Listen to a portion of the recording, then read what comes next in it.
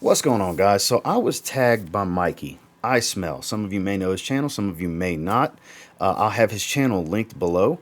And he reached out to me and asked me to do this tag. And I thought it was an interesting concept. So if I didn't have any of my fragrances, if I had to start this all over again, what's the first 10 I would just have to get first? I mean, what is the first 10, even if it's the only 10, that are just, I got to get these first and foremost. If things were to change and I was to start over, what's the 10? Well, super difficult 10 to compile, but pretty much cover all of my bases with these 10. I want to discuss it with you, so stay tuned.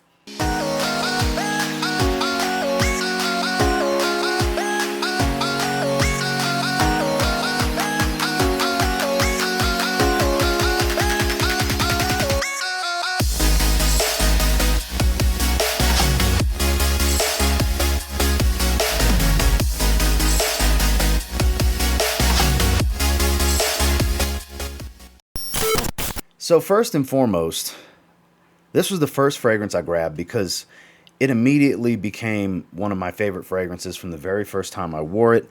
I now have a backup bottle of it as well. It's heavy rotation in the summertime for me. It is YSL EDT, the original formulation, because there's a new version coming out supposedly. But I really dig this stuff. Super crazy, versatile, and fresh. This is such a good fragrance.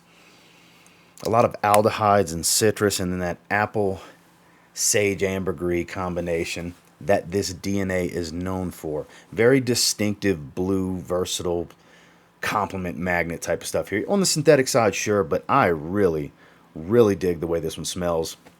Obviously, if I'm to have just one of the Y fragrances, it's this one, because this is the first fragrance that came to mind. Since it was the first one I thought of, the first one I grabbed, I felt it was only right to start the video with this. So, I mean, not everybody feels the way I do. I mean, with some of these fragrances, you may get it, you may not. This is just personal preference and taste and what I like the most. And honestly, if I'm starting over, probably the first fragrance I'm grabbing, YSL EDT. Next, I just recently have been going back to this one. It's been featured in a few videos recently. Instagram voted it into a video for springtime. It's just one of those special fragrances to me. I'm a big fan of Iris, that's no secret. And this is one of the better designer irises out there.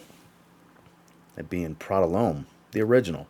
Yes, I tend to wear L'Homme Low with the baby blue back, the lighter, fresher, more ginger forward version. I get about the same performance. This projects a little bit more, but this kind of still has a little bit more spice and density, kind of leaning towards what the Intense has. This is a happy medium between Low and the Intense, which I love all three. I really do, but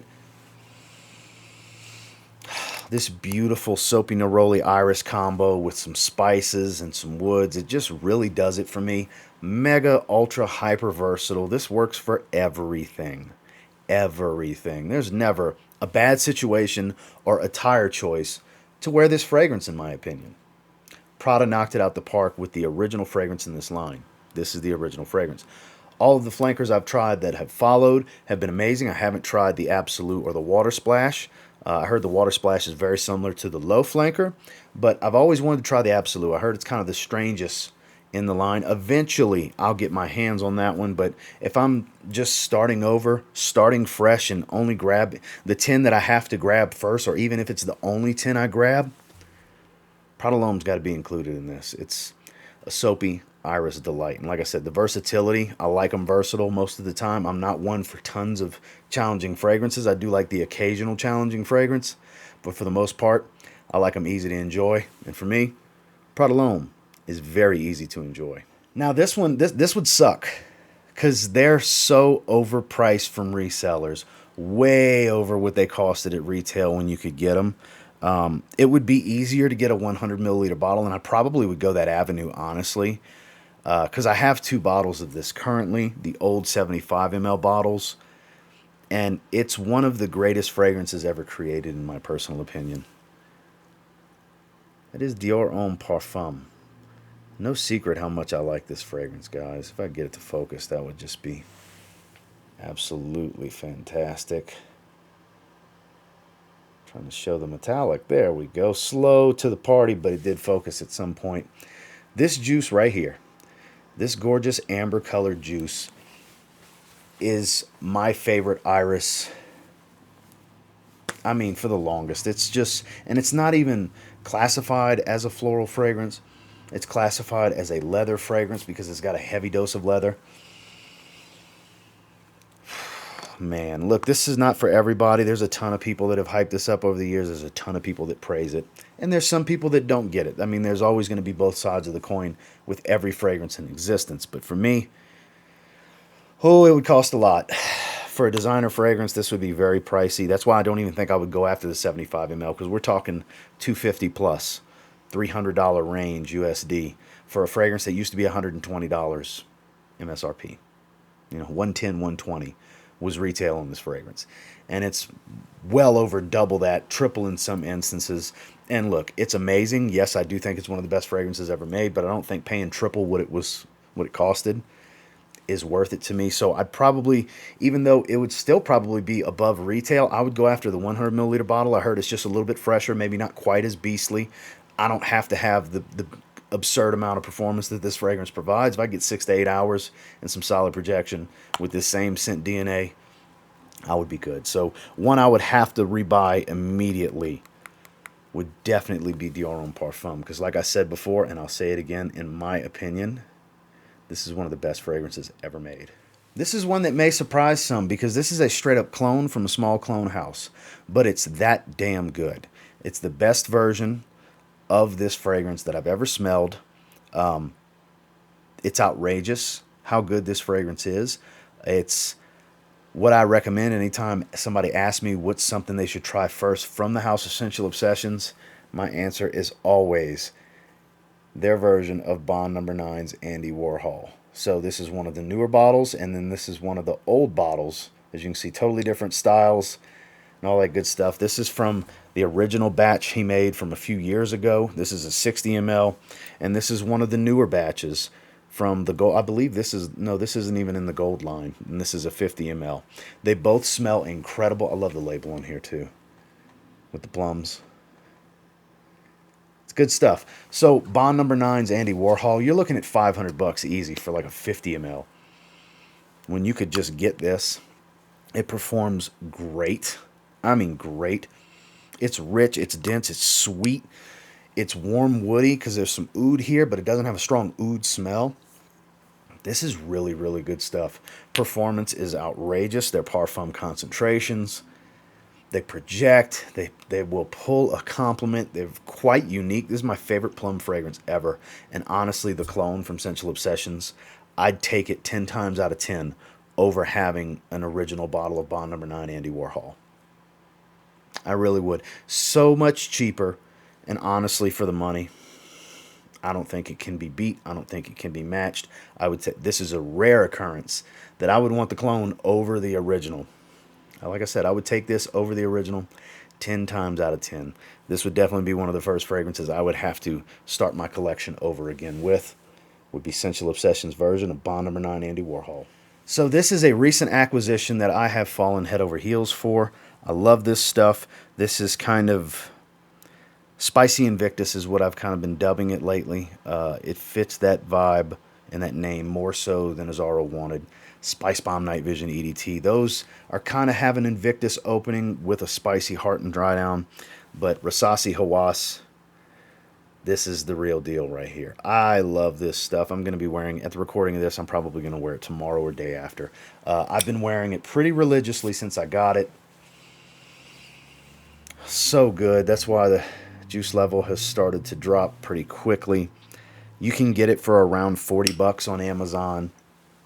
It's a monster. This bottle was manufactured February 2022. Make sure to check out my full review on this one if you want to hear all my details of the stages it goes through. I have a lot to say about this fragrance. It's kind of a longer individual review, but if you're interested in my thoughts on it completely, definitely check that out. But for $40, this is like one of the best cheap fragrances on the market right now. You know, for so long, so many people that watch this channel have told me, you'll love this. You need to get this. I can't believe you haven't tried it. I blind bought it. It got voted into one of my Instagram surveyed videos. That was the final straw that, okay, I need to buckle down and get it. And all of you that told me I needed to get it were right. And in the instance that I had to start my collection over, something happened, whatever have you, and I have 0 fragrances, I'm starting from square one. This is definitely going to be one of the first 10 fragrances I am going to get. This is now going to be a permanent fixture in my collection. I'll never, ever, as long as I live, not have some sprays of Hawas. When I get anywhere even close to halfway down on this bottle, maybe even sooner, I will get another bottle to stock in the event something was to happen years from now down the line, because it's that good to me. It's a monster on my skin. It has pulled a few compliments for me so far, which is always nice when somebody tells you that you smell good. It's who doesn't want to hear they smell good? And it's an opportunity for a fragrance lover to have a brief conversation, if nothing else, about their fragrance. You know, who doesn't like talking about fragrances that is in this? Because if you're watching this channel, you're pretty into fragrances for the most part. Like, it's kind of a thing for you, you know? And for me, one of the 10 I got to rebuy immediately is Rasasi Hawas. With that said, no, I don't find them that similar. No, I don't think it's crazy redundant, because I think Hawas smells more like the original Invictus than Invictus Aqua 2018.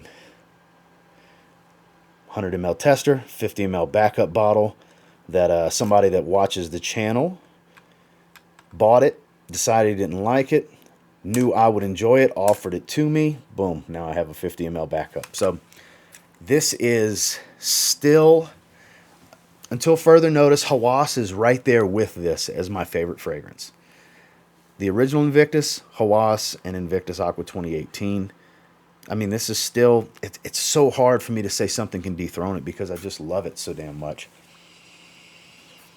Because, yeah, this does not smell exactly like Hawas. I know people more relate it to Invictus Aqua 2016, and yeah, it's more closely related to that, but I still think it smells more like original Invictus. But that's neither here nor there. This stuff, not a monster in performance, but I've never gotten more compliments out of a fragrance than I've gotten from this. I love the way it smells. It's mega crazy, hyper fresh, light and powdery, citrus, aquatic, super enjoyable. It makes me smile when I smell it. I still smell it floating in the air. This is such good stuff. There's a no-brainer. If you've been watching me for any amount of time and heard me talk about this fragrance before, you probably expected this fragrance to be in this video, because, of course, my favorite fragrance is going to be one of the first fragrances I have to rebuy, acquire, hunt down, whatever the case. I have so many fragrances at this point currently that kind of stop me from going back to it too often, but I always find time to work it into my rotations in the hot weather, because it's just built for summer. It's one of the best warm weather fragrances ever, in my opinion. I really, really dig this stuff.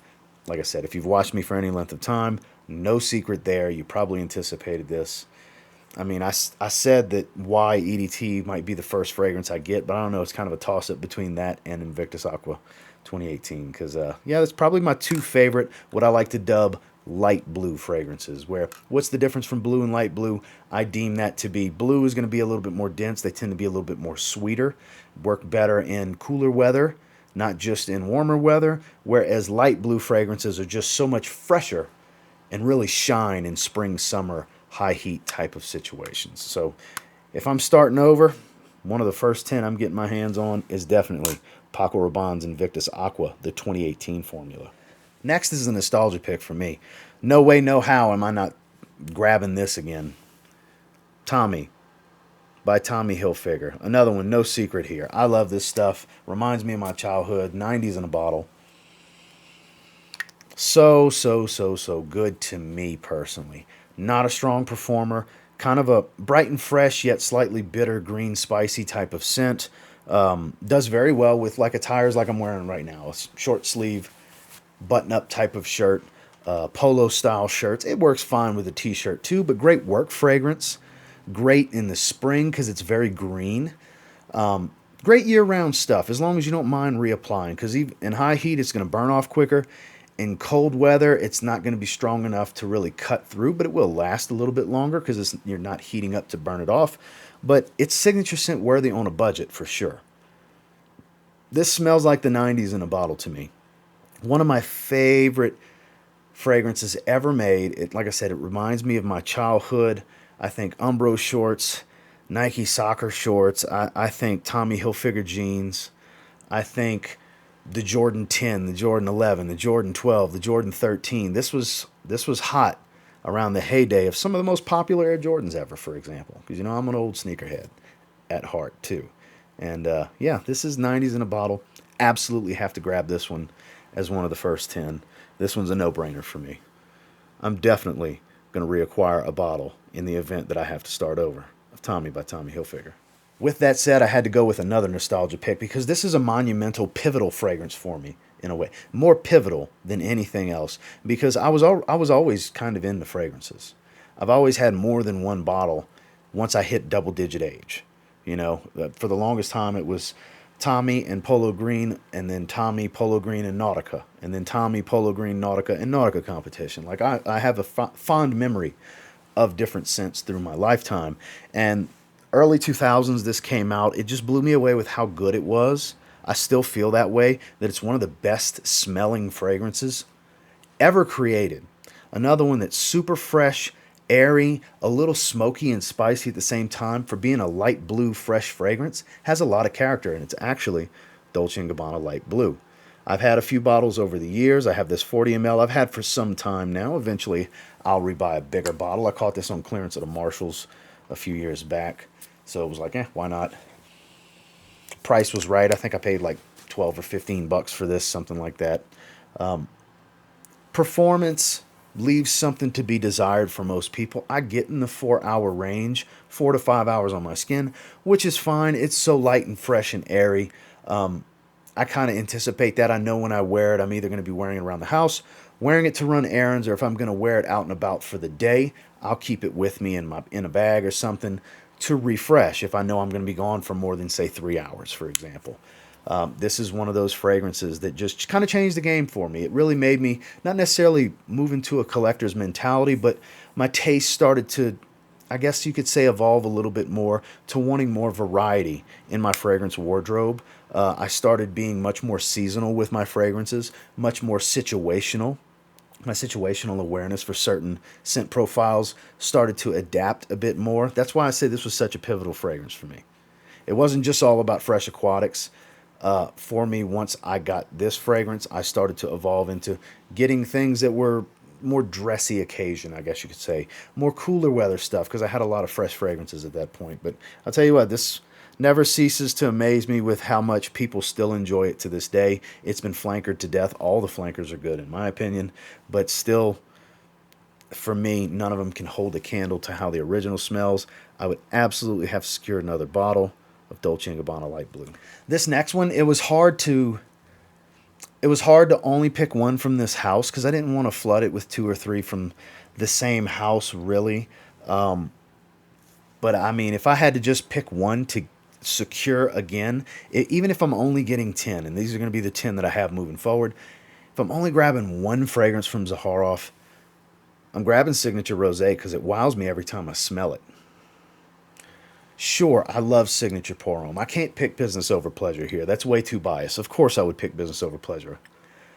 Me and Claude created that together, But I kept business over pleasure out of this because if it came down to the one I created, of course, that's the one I'm going to keep. But as far as what's readily available and a staple from the house, Rosé, like I said, it wows me every time I smell it. It's such an intoxicating, unique, masculine floral. Multiple roses, heavy dose of incense, nice light dose, not too much, a lower balance of oud that gives more of a warm wood smell. The sweetness isn't overdone. There's some sugar cane and vanilla bean, and when you hear that, you probably think, oh, it's probably very sweet. Not super sweet. Everything's pretty counterbalanced to one another. Like the rose isn't too much rose because you have more dark nuances to kind of counterbalance being too floral, Whereas this sweetness is toned back just enough to where it doesn't become too sweet of a fragrance. Not a ton of spice here.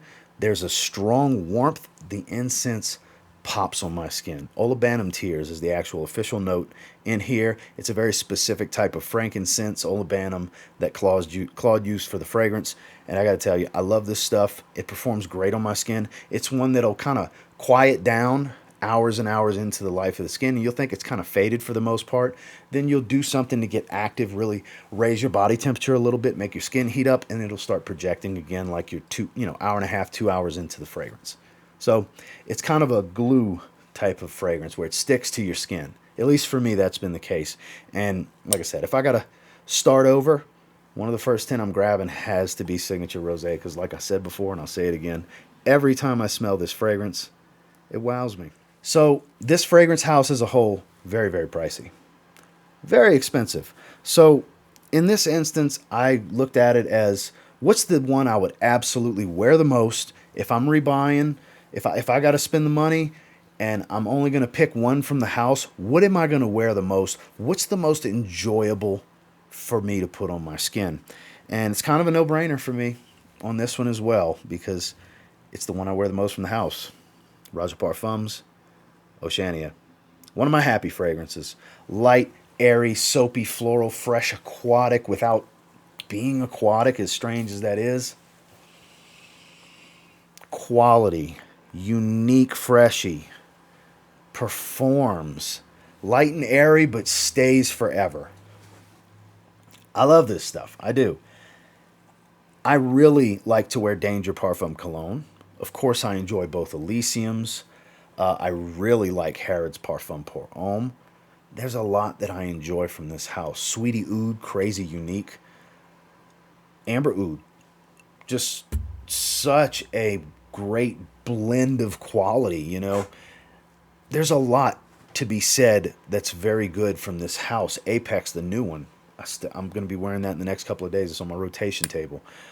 A lot of good stuff from the house, but the most easygoing of the whole house that I've tried anyways, the most easygoing fragrance is this one, and it's the one I wear the most, and it makes sense that it would be the one I would have to secure. You know, $300-400, something like that. Very expensive fragrance, don't get me wrong, especially for a light, airy freshie. That may be a tough pill to swallow for some, but it's a unique freshie. The quality is there. The experience that I get from when I wear this fragrance is just so enjoyable for me that if I'm just grabbing one from Roja Parfums, believe it or not, it's kind of, I guess, the safest fragrance from the house, really. It's kind of my style. I like them enjoyable and easygoing and easy to like. That's kind of my style for the most part, most days. Yes, I like the other stuff a lot, but as far as what I know I'm going to reach for, I'll definitely get my money's worth out of this because I'll wear it the most. If I only have 10, I only have 10, so I'll be able to go back to them more and more. And yeah, pricey, but worth it in my opinion. One I would have to reacquire, Roja Parfums, Oceania.